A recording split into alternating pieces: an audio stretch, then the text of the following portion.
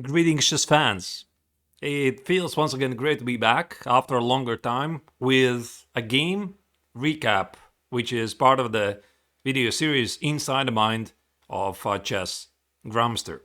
As you can see, I'm in a rather unusual location. I'm in a hotel room, but it's in Serbia. So what I'm doing in Serbia?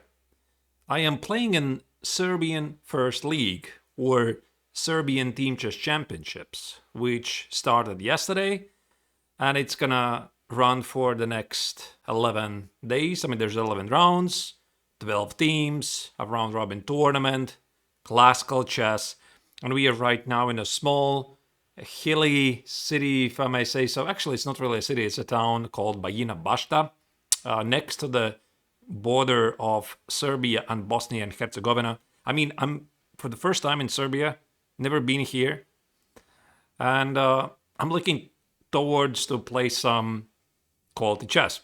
So the most important question maybe is what I'm doing here. This is part of my preparation for the FIDE World Cup. Now, you might know that early in May, which was my last classical tournament, 4 months ago, I won the Latvian Championships with 8 points out of 9 and got my spot in the FIDE World Cup, which starts late October. But I haven't had any practice. I haven't played any tournaments. I have done some commentary, but apart from that, I haven't really played anything.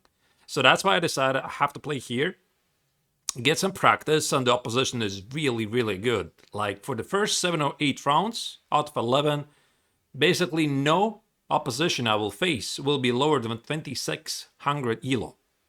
I mean, these are very strong GMs. So I'm gonna go purely in the tournament mode, try to play new openings, and see how it goes, because this is part of the prep for the World Cup. I want to see what works, what doesn't work, and it's gonna be fun. So, the very first round, I played against Ivan Cheparinov with a black color. Now, Ivan Cheparinov, of course, is a very well-known chess player, professional. He was 2700 elo, second of Veselin Topalov, maybe his coach also, I'm not really sure. And he's also known as a chess theoretician. And Ivan plays all kinds of things with white, but it was quite funny that while I was preparing for the World Cup, I was thinking, maybe it's a good idea to include Caro Kann in my opening repertoire. Now, it's not really a secret because I already have played it before, and I think that if you want to play new opening, you gotta, give it a try to make sure it feels or not. So I'm not totally 100% sure I'm gonna play it, but I will definitely include it in my repertoire at some point. But here's the catch.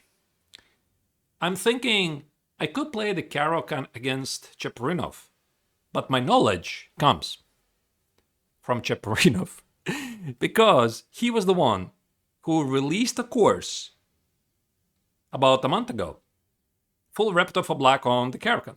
So I thought that would be really funny, that I will play his recommendations against him. So here we go. This is what happened. He played e4. I played a Caro, c6. He didn't really hesitate. For a second, he played e4, and this gave me the impression maybe he hadn't really prepped for the game, because, this is still round 1 game. You're not like fully sure who's going to arrive or not. And Cheparinov just played in the FIDE Grand Swiss. Yeah, this huge Swiss tournament, 11 rounds, very long time control. He had like 1 or 2 rest days after that, so he straight flew from Uzbekistan. And I was hoping that he's going to be a bit tired. And when he played the opening so quickly, I thought he probably hasn't really prepped anything at all. Maybe he had, I don't really know. So I played e5. Of course, the principal choice is to play e5 here. He took on d5. The first surprise. C takes on d5, bishop d3. And this is where things get real interesting, because I know this line. I know this line really well from White's perspective. Well, you see, about 5 years ago, I wrote a course for White. Everything about exchange Caro Kann from the White's perspective. And I even have made a bootcamp about the exchange variation from the White's perspective. It's a rather tricky system But at the GM level, it's mostly reserved for accelerated time control games. And why is that? Because it gives white a lot of easy plans, but normally engine doesn't really give you any advantage whatsoever. So you go for the king and never look back. So I pause for a moment. I play knight c6, c3, and of course I clearly remember what Cheparinov recommends in the course. I mean, he does recommend this move, e5. D takes, knight e5, I play with an IQP. Ivan was in the course saying black is completely fine, and I have no reason to adopt his high quality of analysis. But I'm thinking, is this really such a good idea to play this against him, which gives white an easy game? So I'm thinking, there's like 5-6 different setups, which I'm gonna choose. So I'm trying to recall the analysis I did 5 years ago from the white's perspective, and I decided to come up with this move e6. Very interesting move, which normally looks ugly because you're blocking the bishop on c8, but the idea suddenly is very concrete. I want to play bishop e6, knight e7, not knight f6, and eventually play f6, e5, 5 for the center. So he did trade the bishops very quickly, takes, and here's the catch.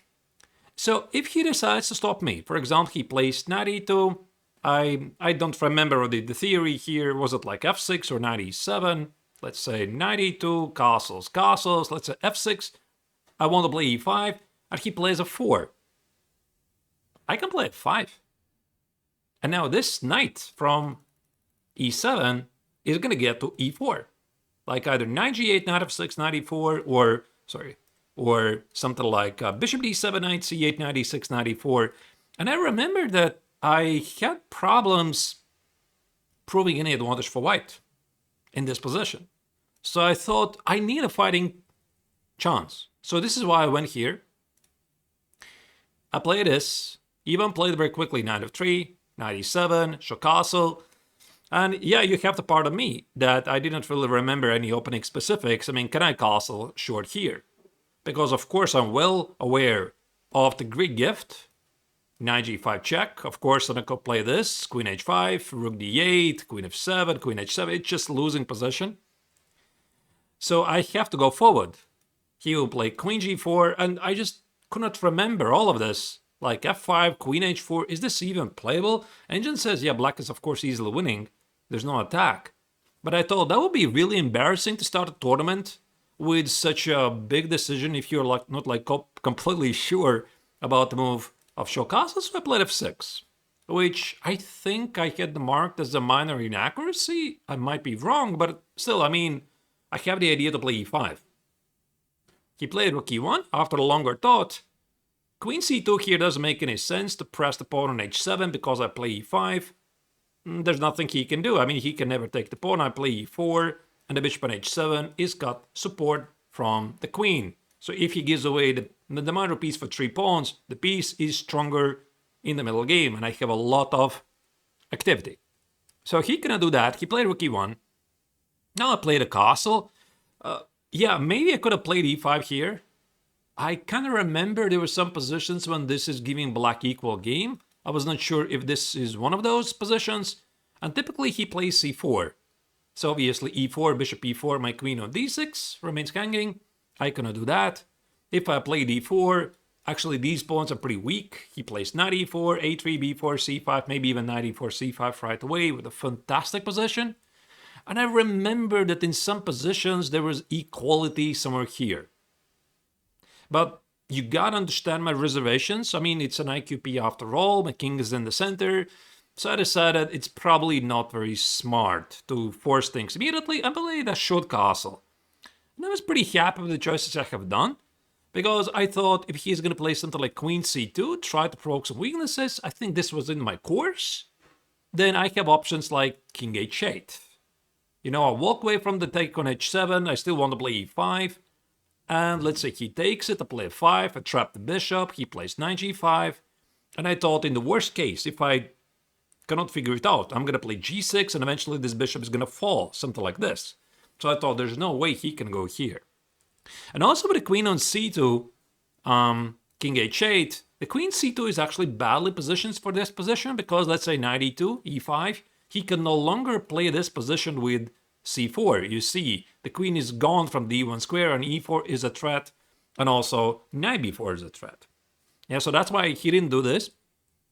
He played here. I play bishop d7. Small trick, by the way. I cannot play e5. Takes, knight c4. So at the GM level, everybody sees this, like knight e5 is a threat. If I take it, either bishop c4 or bishop h7, your pick, and a queen on d6 is simply lost. Yeah, so I cannot do that. So I play bishop d7. And actually here, I was fully sure that he has to play something like c4, because this is like a common understanding for the positions from all kinds of openings. When there's a weakness on e6, you play c4, knight c3, and try to transpose some IQP positions. But I could play bishop d7. If he plays c5, queen f4, this position can easily go not in white's direction at all. I mean, I'm going to play e5 at some point and completely take over the game. So that's what I was hoping for.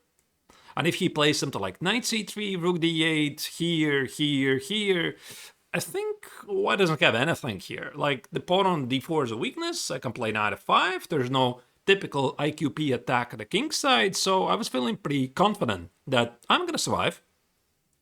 So he played knight e2. I played bishop d7.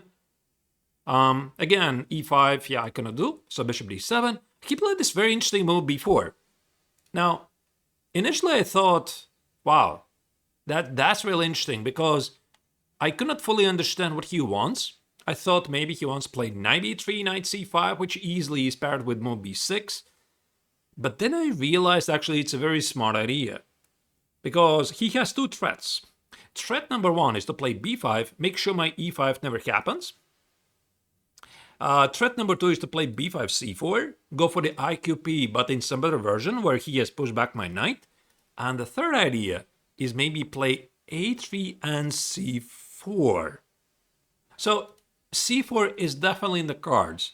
So I'm thinking, how should I react against this? For example, that's why I was not really feeling very hot to try something like this. I mean, there could be a c4 move here, could be b5, let's say here, queen a4, b6, knight b3. My pawn on e6 is vulnerable. I'm not in time to rearrange the pieces. This entire maneuver of bishop e8, bishop g6, or bishop h5 is very common, mostly for French defense, but also for the Caro, as you can see here. So I play rook c8. The only thing I was quite not happy about how I was playing was the time, because I was not fully familiar with the position. I was spending more and more time for some nuances, etc. So already here, I think I had spent like 40 minutes on the clock. And yeah, Ancient here says that white should play a3 with clear idea to play c4, and knight f5 apparently is the move, which gives black a very good game. I could reroute the other knight here, try to press the pawn, maybe double the rooks here, and I'm just completely ready for c4. So c4, I think I can just take it, but I mean, even in some lines, I can take it here. I don't know. Okay, this is looking really risky. Probably I just take the pawn on d4. But like takes, I have double pawns, but his pawn structure doesn't really feel impressive at all. Like this, something like this. I'm quite happy with the position, because, you know, whenever I'm choosing the lines, I want to make sure I have some chances to take over the game. I don't want to sit passive with black. I want to have some chances to fight for the win. So he played rook c1, and I was pretty sure like I'm completely fine. Again, e5 doesn't work, same trick, takes, and knight c4. Yeah, we already know this. I cannot do that. And I was thinking what to do. So I played bishop e8, which was not the best move. And I think it just shows that I was not really familiar with the nuances of this position. So b6 was a very good move, like a multi-purpose move, which basically kills the idea of knight b3 and knight c5. Also, the entire idea of b5, knight a5, knight b3 just disappears, because I can just play knight c4, he doesn't have knight c5. And white is like in a pretty weird, I don't know, Zugzwang. Like, what's the next move? What's he doing? So he gotta play a3, and c4 is super obvious. So I play bishop e8, c4, I take it, and now what? I'm just completely fine. Put the bishop here, Maybe he plays b5, 98, rearrange the pieces, knight b7, 95, maybe bishop g6. That's a weakness. So I'm definitely not worse here. So had I done this, I would have had excellent chances try to take over the game right after the opening. I play this. He played b5. I discarded 98 as a move which looks just ugly, so I didn't even consider it seriously. But actually after c4, b6, engine says that black is like perfectly fine. Maybe slightly worse, but perfectly fine. So I play knight a5. I saw knight b3. And from afar, of course, I saw that knight c4 is met by knight c5. There's some problems with this pawn.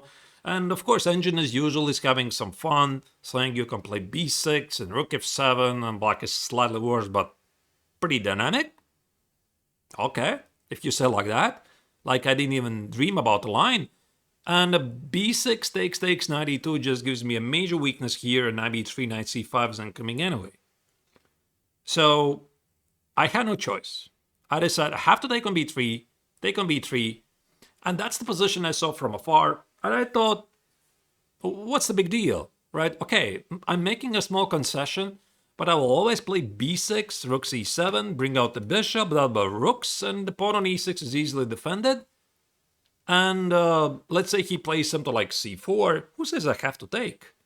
Yeah, like I could put the bishop here, rook here, queen on b4, maybe bishop h5. That's a target, that's a target, that's a target. So why should I even be worse here at all? Yeah, sure, I have a weakness on a7, but I thought I'm going to protect it. So that was my thought process, why I was so willing to take on b3, but yeah, in the hindsight, that was probably not the best idea. So I took it, I played a smart move b6, because I initially wanted to double the rooks on the 7th rank, but I noticed he can play c4, the threat is to play c5, I play b6, and c5 he plays anyway. Takes, and a very strong move knight e4. Obviously, I cannot take on d4, there's bishop h7, and I'm just suffering here. Let's say bishop f7, knight e6, takes, my knight is silly, the king is weak.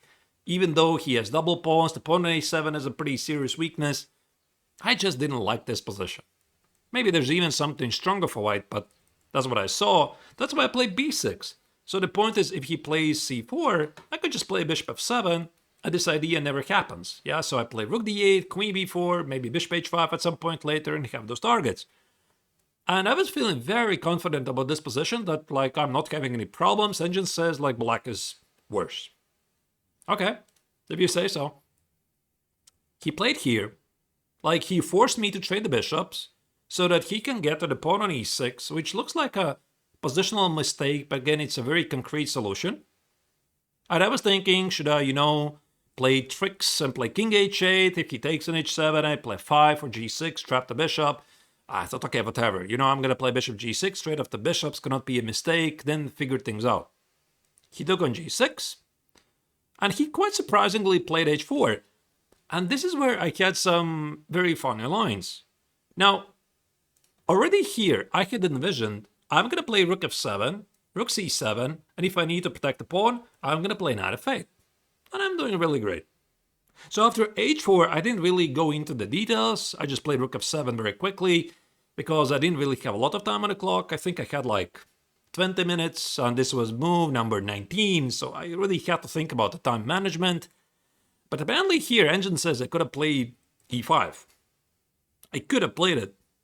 And now the entire point is h5, knight f4, takes, and he couldn't really recapture the pawn easily.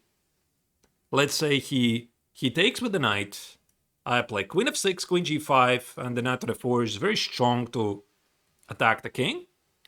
There's some funny lines here, look at this, which just makes no sense. You play d4, knight e4 drops the rook, c takes on d4 drops the queen, there's some queen h6.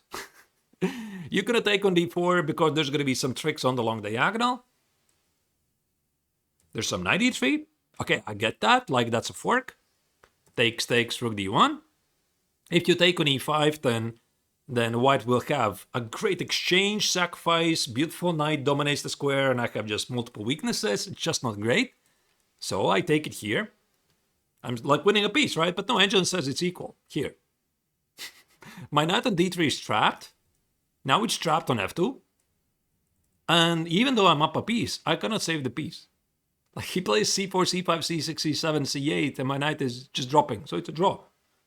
I thought it's quite funny, and these are just like some fantasies of an engine. So, whatever. I play rook f7. I mean, I didn't even look at e5, to be honest. This is what I discovered in the post-mortem analysis. Here, there was a moment when I could have played queen b4, a very fancy move. So I attack this pawn, and also this pawn, and he has difficulties to defend the pawn. But yeah, he has queen e2 and rook e6.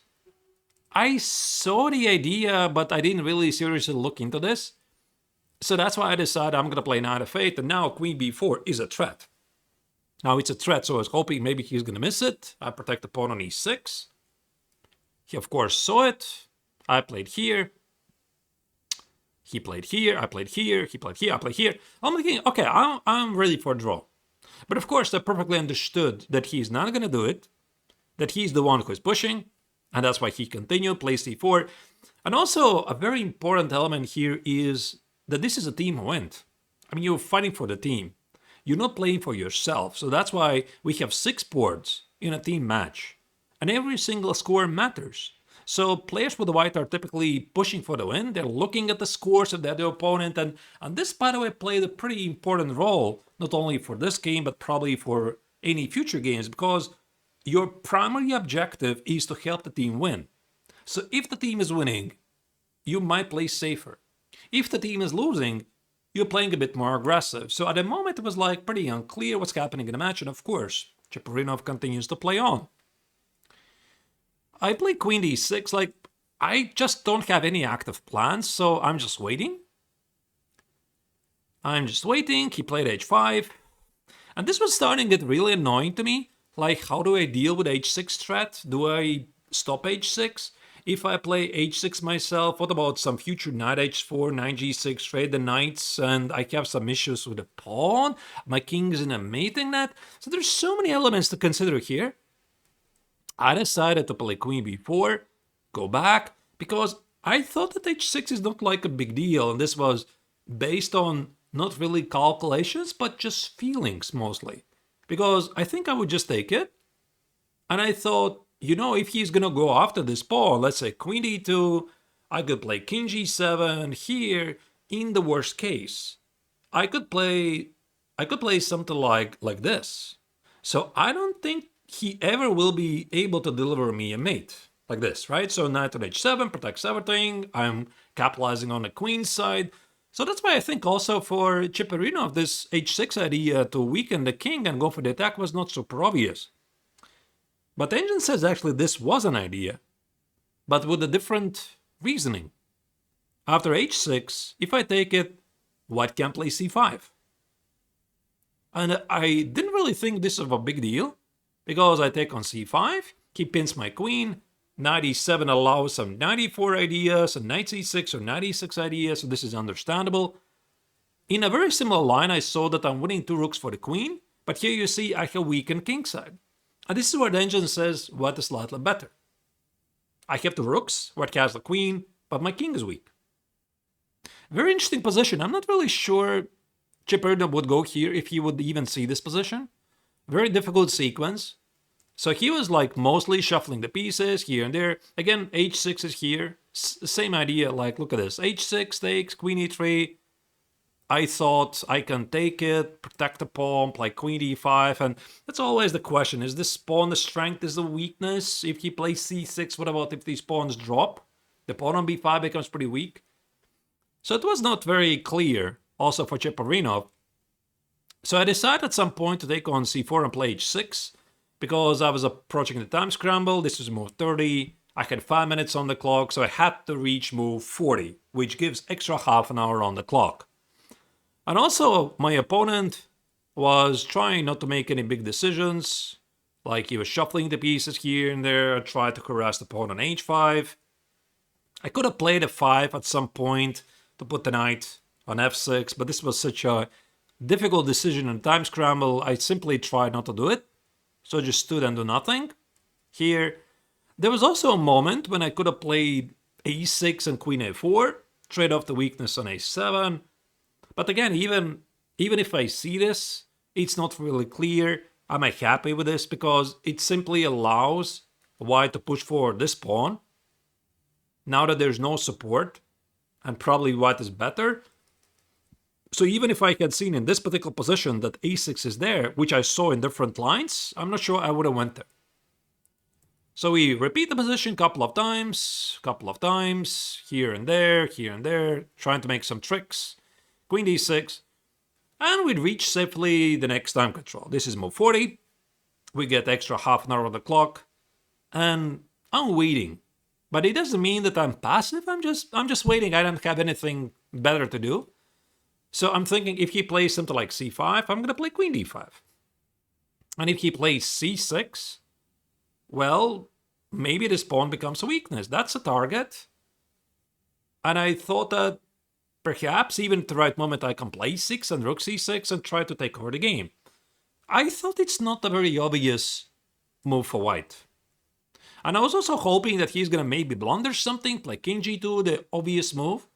There's suddenly rook c4, queen d5 check, and I'm winning. So he also has to be tactically alert. Of course, he saw all of this. Okay, king f7 was a bit ridiculous move.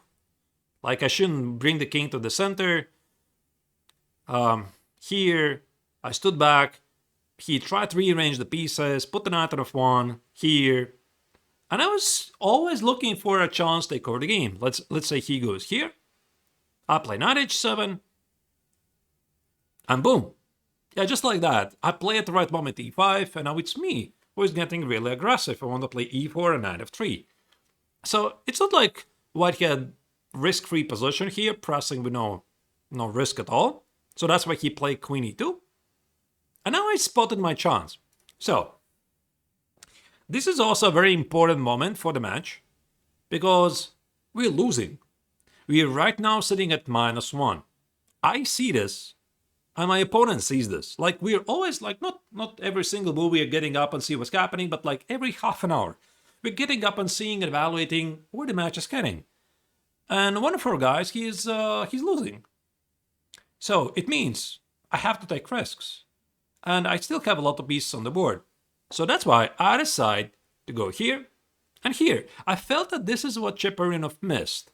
He cannot move the queen because the pawn on h5 is dropping. He actually had a very good idea to rearrange the pieces, to put the knight on e3 and play d5 and play for the Lyskal weaknesses. It's a nice idea, but technically he is not in time. Because now I play e5. And I start to take over the game. At least I thought so. So for him, this was probably a pretty difficult position to be in. Because if he tries to play it safe, I take it. I play queen c4. I'm pinning the knight. He cannot take on d8. And if somebody's playing here for the win, it's black. I think. Something like f4, takes, knight e7, knight c5. And white is left with multiple weaknesses. The pawn on the e file is going to be lost. So he simply didn't really have any choice. He had to go d5. But this is where I made such a stupid move. So I was thinking, I want to play f5. f5, e4, queen h5, go for the attack. But if I play f5, he takes the pawn. Like, I don't want to give the central pawn for the pawn on h5. It feels that I'm definitely worse. My knight on f8 is pretty bad. So I'm thinking, can I play rook e7? And rook e7, the idea is to bring the knight here, play f5, e4, protect the pawn. I'm doing great. If he plays d6, I'm playing rook e6 and knight e7 and knight c5. This pawn is going nowhere. And I'm doing great. And as soon as I play it, I realize, wait, he can just play g4, which is such an easy move. And I saw this move from afar. I thought I can play f5, open up the position, bring the knight here. But he plays rook f3. I have to go here, and now he plays knight g3. And even this position, I had seen from afar that maybe I can try to fight for the attack. His king's a bit weak, but no, actually I'm just having a worse pawn structure. Yeah, and I realized, what did I just do? So this rook e7 is a silly move. I should have played simply knight h7. knight h7, knight g5, and maybe now f5. With all the chances, like it's about balance position, but I would say anybody can win this. So I wasted time. Now I play knight h7, and I'm going back. So this cost me 2 very critical tempis, like pretty serious mistake. But I'm really lucky that I'm not losing on the spot. And he's trying to force things. So according to an engine, he should have played here and here, go after the pawn on a7. I try to rearrange the pieces, and this is what the engine says, that white is better. But I mean, it can easily go either way. Yeah, like he also has a lot of weaknesses, and even if he wins the pawn on a7, his king is weak, my king is safer, actually. So even if he saw this, it's not super obvious. He played here, I play queen e7. I try to think about e4, knight f3 ideas. I try to think about attacking the pawn on c4. So queen on d7 is necessary to stop a fork on d6, so that there's no knight e6 if I double the rooks at the c-file. And I saw that he can play f4 and play rook e7, but I play queen c8. I didn't really see what he's going to do here. Let's say knight g7, he just loses because of f3 and queen g4. And if he plays d6, I can just take on c4. Rook g7, I can go here. And there's no mate. I also was thinking that I can just play even rook d7 and I'm completely safe and take and take and... What do you have? So that's why all of this was not so obvious to him as well. He played d6, rook c5, and now I'm already threatening to play e4 and sacrifice the exchange. And then play knight f3, go for the attack. And this is where I got probably a bit lucky. Because still at this moment we had the +1 score in the match. And Cheparinov was not very happy how the game had turned out. Like he was pressing a bit from a position of strength. And now this is a pretty chaotic game. So he decided to force things. He played f4. I cannot take it. I mean, this is bad news. Rook e7, d7, maybe rook g7, whatever. It's just a mate or worse. I played knight f7. He gave me a check. He gave me a check. And he decided to liquidate. Right after he did this, right after he decided to take on e5, the score became +2 for the team. He didn't know that. I think if he had known this, that the team is winning for him, he would have continued to press it and he would have played something else. But I mean, to be honest, I mean, the position is still quite chaotic and engine gives some advantage to white, but it's a 3-result game still. Yeah, so knight e5 according to engine is an accuracy because he can play rook d4 to keep the... if I take on g6, my king is in a mating net, like it's a bit unpleasant. And according to an engine, f takes on e5 is a bit better. But both of us, we missed it, and now the position just liquidates. Here, here, and I have to go back. I cannot play forward. There's rook g7, he takes the queen, takes on a7, and just wins the endgame. And finally we reach this position. I want to play rook e8. Rook g7, queen g7 is not a threat. So that's why he played king h2. And I'm thinking, do I still have some chances to play this for the win? Yeah, I'm thinking to play this for the win because his king is weak. And his pawn on d6 is going nowhere. The pawn on h5 is the target. So if I manage to activate my KB pieces, I might even attempt to win this. But unfortunately, there's just no way. Yeah, look at this. So rook e8, once again, is rook g7. Queen g7, the queen e8. I cannot do that. And I'm hoping for something like at the right moment, rook e8 to rook f8, ignore the pawn and go for the attack. But after rook g6, he's just threatening queen e6 straight off the queens. And again, I cannot play rook e8 because of rook g7. So there's nothing I can do. I spent a couple of minutes, repeat the position a couple of times, and we agreed to a draw. Pretty fascinating game, I think, overall. So this was basically my debut with the Caro in classical chess. Not really sure I'm going to play it in the World Cup. Maybe, maybe not. Like, that's a very honest opinion. I'm definitely going to play Caro in the future. Like I like those positions, fresh positions, new positions. I keep try to evolve as a player. Also have a chance to show something more interesting to the students. But yeah, it felt good. And by the time you're watching this video, I'm already playing the next round game, round number 2. And I'm going to leave all the links, the results, the pairings, the live game links in the description so you can follow me live. But in the meantime, I'm saying goodbye to you.